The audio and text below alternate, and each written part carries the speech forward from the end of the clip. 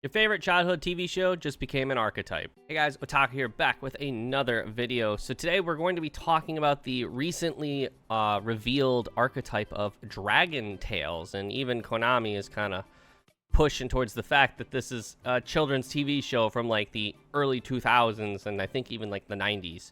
So I don't normally do like these card reveals. I think I did it for the Malice support. I even did it for the White Forest, like the first set of White Forest from Infinite Forbidden. I haven't done these very often. I'm going to try to get into the habit of doing these more often just so we can pump out some more content, but also that way I can familiarize myself with cards as they're coming out instead of just like getting hit with it. It's kind of for me too. So Dragon Tail is going to be from Justice Hunters, which I think is like the next deck building set, so like the next crossover breakers essentially. We haven't seen the other two archetypes yet. I know like one of them's like Cats and Boba Tea or something like that, and then I don't think we know the other one just yet. Like we've seen the artworks and we know the names, I just can't remember what the third one is yet. But yeah, so we're just gonna jump into it. So Dragon Tail Lucius, an Earth level 4 spellcaster, 1800 700. You can only use the first and second effect once per turn. If this card is normal or special summoned, add one Dragon Tail monster from deck to hand, except Dragon Tail Lucius, so you can add any Dragon Tail other than itself. They're learning from Fenrir. Can't add Fenrir off of Fenrir in this example, so here we go. If this card is sent to the graveyard as material for a fusion summon, you can set one Dragon Tail spell or trap from the deck. Fusion archetype, you say? I'm a big fan. As you all know, I love Branded and Chimera. Fusion summoning is probably my favorite form of summoning in Yu-Gi-Oh! So already they have my attention. Dragon Tail Femena. I probably slaughtered that. Water spellcaster effect, level 5, 1300, 2500. The 2500 is an alarm because of the Regenesis, I believe. You can only use the first and second effect of this card's name once per turn. During the main phase, quick effect, you can discard this card, fusion summon one dragon or spellcaster fusion monster from your extra deck using monsters from your hand or field as material. Oh, it's a hand trap interaction to fusion summon on your opponent's turn. Awesome. Love that. If this card is sent to the graveyard as material for a fusion summon, you can set one Dragon Tail spell or trap from your deck. Okay, so I'm seeing the trend that the second effect is the same across the others, or at least between these two. Getting a little bit of Malice vibe there, but we will continue. So basically, so far what I'm understanding is you summon Lucius, and you use its effect to add Femena to your hand, so that way you have interaction on your opponent's turn. Dragon Tail Pan, it's a wind dragon, level 7, 2700, 1700. You can only use the first and second effect of this card's name once per turn. If this card is sent to the graveyard as material for a fusion summon, set a Dragon Tail spell or trap from deck. Then you can destroy one monster on the field. Okay, it's the same, but a little bonus effect. We can set and then pop.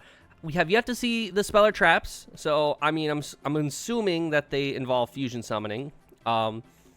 But we get a little bonus pop on top of that. Okay, I could see this being like a one-of, maybe. If a face-up fusion monster you control is destroyed by an opponent's card effect while this card is in your graveyard, you can place this card on the bottom of your deck, and if you do, special summon one non-fusion Dragon Tail monster from your deck. Okay. Little specific, because it's like destroyed by card effect. Obviously, there's sends, there's banishes, there's bounces and stuff, so it's like a little specific, but like I could see an interaction where the fusion monster is on the board, it gets destroyed by card effect. This summons the Lucius to the board, and then Lucius will add Femena, and then Femena will just maybe resummon that fusion monster from the extra deck, essentially. I don't know. Again, we haven't seen all the cards yet. Dragon Tail Urgula, level 6, 2400, 1000 Fire Dragon. All different attributes. I like that, because that means these can't just be super polyed away. You can only use the first and second effect of this card's name once per turn. If this is sent to the graveyard for fusion material, set a Dragon Tail spell or trap, then destroy one spell or trap on the field. Okay, so this is just like the opposite of the other guy, of Pan. Pan destroys a monster, this destroys a spell or trap. So probably both are like one-ofs. If this card is in your graveyard, you can target one spellcaster Dragon Tail monster in your graveyard.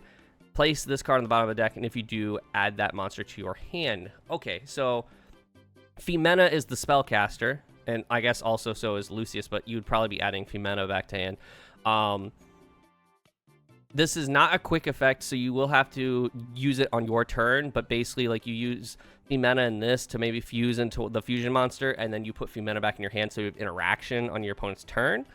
Onto the fusion monster, or at least one of two, it looks like.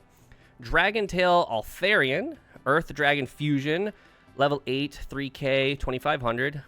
Needs one Dragontail monster and one monster in your hand. So it's kind of Magnum. Magnum needs a monster on the board and a monster in the hand. But this is like needs a Dragontail monster, which I'm sure is fine. You can only use the first and second effect of this card's one per turn. If this card is fusion summoned, you can target monsters on the field and or in any graveyard up to the number of monsters used as fusion material from the hand. Return them to the hand. Oh, it's like a Guardian Chimera scenario. Okay. So it's like Guardian Chimera mixed with Firewall almost, because it can use... It needs one from hand, but it can use more from hand. And then when it's summoned, target monsters on the field or either graveyard up to the number of monsters used from the hand and return them to the hand. Okay, I like that. You can use this to return Femena to the hand. You can also use it to just kind of like interrupt your opponent from playing the game. I like this archetype so far, like a lot, actually. If two or more monsters are sent to the graveyard at the same time while this card is in your graveyard, you can special summon this card, but banish it when it leaves the field. Interesting, because this card's effect doesn't activate on special summon, it activates on fusion summon.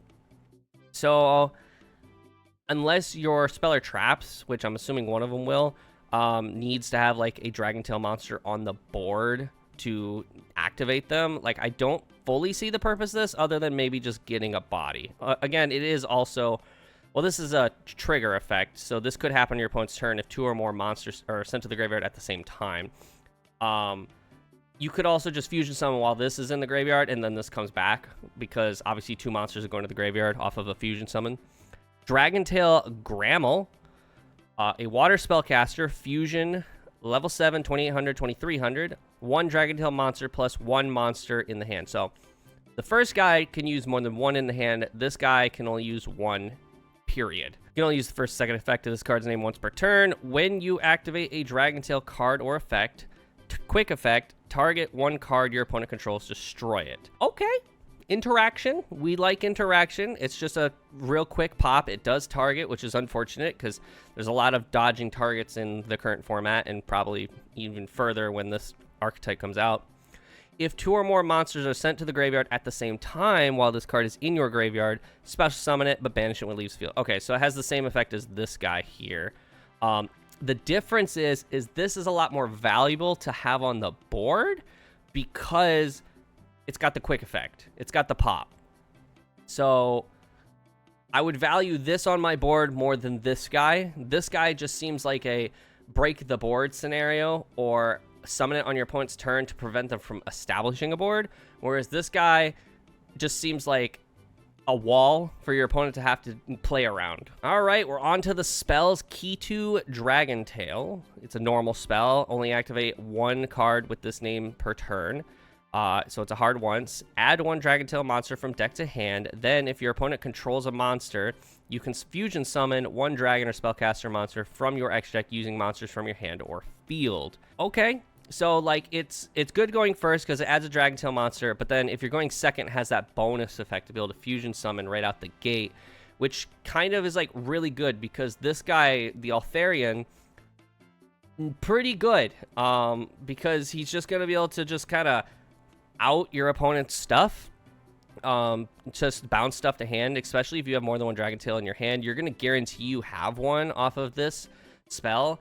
And then on top of that, the monsters, all of which set things when they are used as fusion material. But on top of that, Pan and Urgula both pop. So like these two, if you're going second, these are the two that you're going to definitely want to use as fusion material because you're going to set and then pop. And then you're going to obviously want to make him... All right, I can already see the turn 2 plays, or like the going second plays. So I really like this already.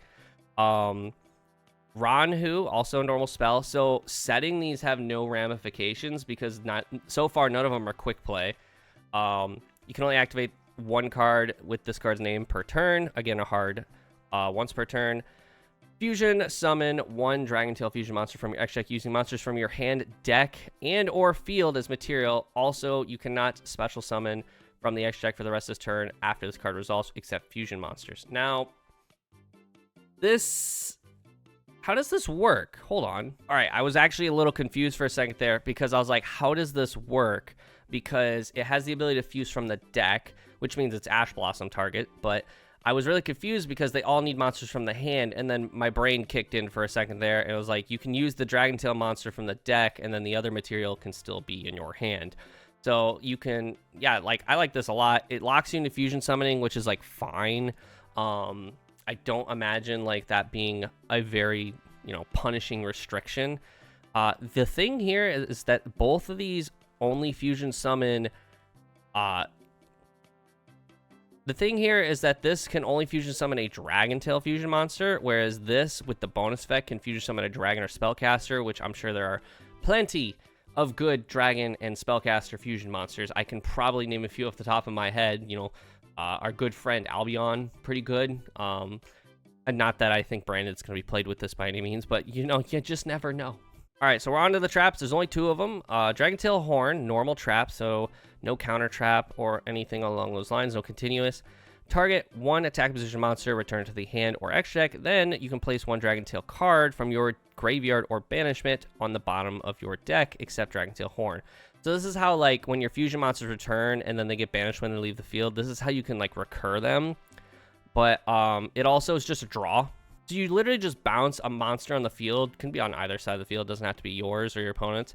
But then on top of that, you can draw a card. Like, that's pretty good. I like that a lot.